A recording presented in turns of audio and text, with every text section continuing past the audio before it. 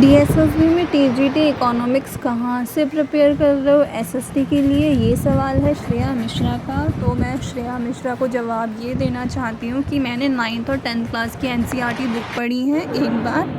उसके बाद फिर मैंने एसटी पब्लिकेशन की जो बुक थी वो पढ़ी है, क्योंकि उसमें सारे पॉइंट्स एक ही जगह मिल जाते हैं। और 9th और 10th क्लास की बुक पढ़ने के बाद मुझे ये फ़ील हुआ कि उसमें कुछ ज़्यादा खास दिया नहीं गया, सिर्फ कहानियाँ ही हैं।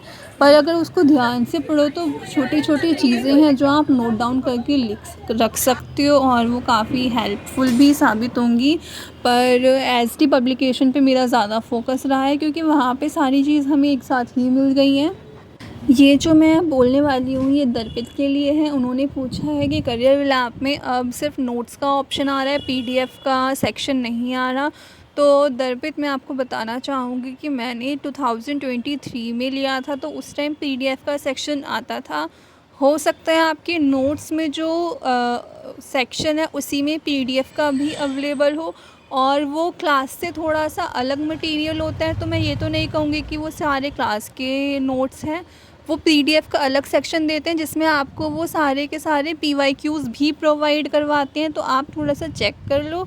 और क्योंकि मेरा जो बैच है वो अब डिसेबल हो चुका होगा और उसकी जो वैलिडिटी है वो भी ओवर है, तो मैं नहीं बता पाऊँगी आपको। अब आप थोड़ा सा उसको जाके चेक कर लो।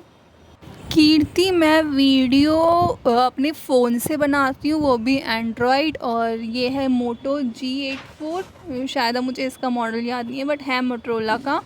और मैं अपने फ़ोन को किसी के सपोर्ट के उससे रख देती हूँ, और ये अच्छे से मैनेज कर हो जाता है, चाहे वो टेबल हो या फिर कभी मैं बुक्स के ऊपर रख देती हूँ या फिर बॉटल को पीछे लगा के शूट कर लेती हूँ। तो शूट करना बहुत ईजी है, आप अपने नॉर्मल कैमरे से भी कर सकते हो।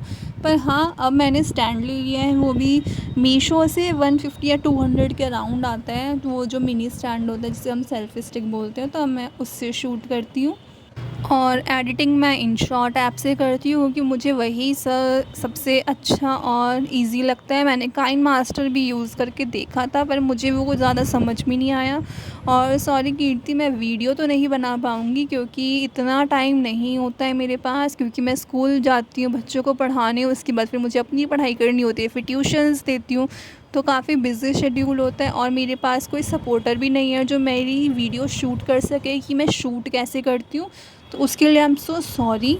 बाकी मैंने आपको सब बता दिया है। बाकी आप चाहो तो किसी और की वीडियो देख सकते हो इसके ऊपर, बट आई विल ट्राई। अगर मुझे कभी टाइम मिला और मेरे पास ऐसा कोई सपोर्टर हुआ जो मुझे सपोर्ट कर सके कि मैं वीडियो कैसे शूट कर रही हूँ, तो मैं डेफिनेटली आपके लिए ज़रूर बनाऊँगी वीडियो। नेक्स्ट क्वेश्चन है वर्तिका का कि मैं कितने घंटे पढ़ती हूँ। वर्तिका, मैं आपको बताऊँ कि मैं जॉब करती हूँ as a teacher private school में। तो मैं 4 बजे मैं आती हूँ।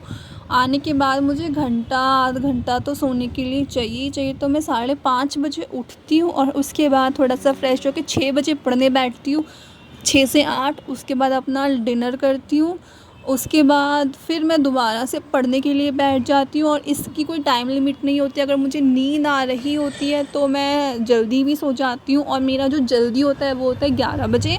और अगर मुझे लेट मतलब नींद नहीं आ रही होती तो मैं लेट तक पढ़ती हूँ, और मेरा लेट होता है 1 बजे तक। तो आप थोड़ा हिसाब लगा लेना अपने according. But on an average बताऊँ तो मेरा टारगेट होता है कि 5 से 6 घंटे तो मैं पढ़ूँ ही पढ़ूँ जॉब करने के बाद भी, क्योंकि तभी आप कोई गवर्नमेंट एग्ज़ाम क्लियर कर सकते हैं। नेक्स्ट क्वेश्चन है डीएसएसबी टीजीटी की वैकेंसी कितने टाइम के बाद आती है। तो ये जो वैकेंसी है 3 साल के बाद आई है, और डीएसएसबी में टीजीटी के काफ़ी कम एग्ज़ाम हुए हैं। तो अब ये सोच लो कि नेक्स्ट वैकेंसी 3 साल बाद ही हम उम्मीद कर रहे हैं। आज के लिए इतना ही। बाकी और कोई क्वेरी हो तो प्लीज़ कमेंट करें, शेयर करें, लाइक करें और सब्सक्राइब करें। तब तक अपना पढ़ते रहो, मुस्कुराते रहो और सेफ रहो।